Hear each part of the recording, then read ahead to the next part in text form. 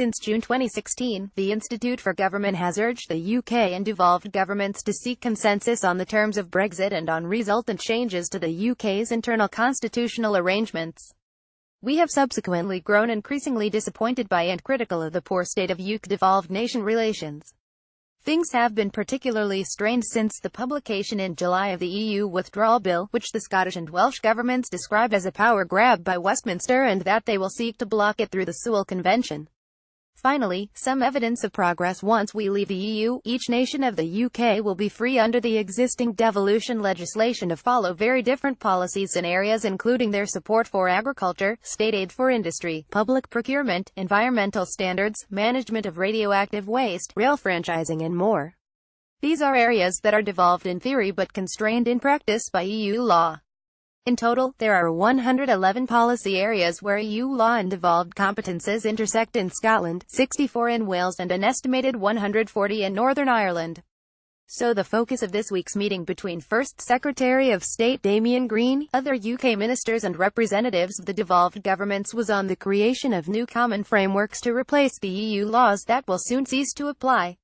These frameworks will be laws or agreements between governments about how to coordinate or align policy after Brexit.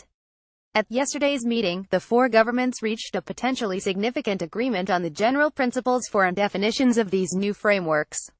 6 reasons for new frameworks to limit the potential for policy divergence in these areas. The UK government has consistently argued that new frameworks will be needed to fill the gap left by EU law.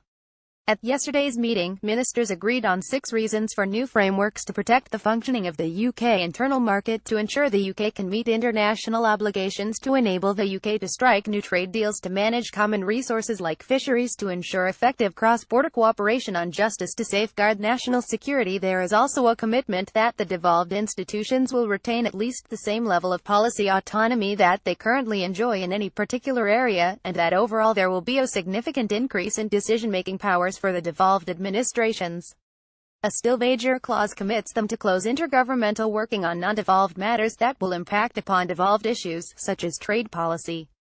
Both sides made some important concessions. The devolved governments agree that where national economic, diplomatic or security interests are at stake, they will cooperate to create new UK-wide frameworks, and the UK government commits that the overall impact of Brexit will be an enhancement of devolved power. Clearly, however, the devil will lie in the detail. Agreement on principles is a start, but the hard work must now commence to establish how the different principles should be interpreted in each of the 100 policy areas in question. The big sticking point may be less where frameworks of some kind are needed, but to what extent these new arrangements should be created via legislation at Westminster as opposed to less binding intergovernmental agreements. The UK government is likely to favour the former and the Scots and Welsh the latter. Having finally resurrected the dormant intergovernmental machinery, it is to be hoped that yesterday marks a genuine reset of the UK-devolved relationship rather than another false dawn.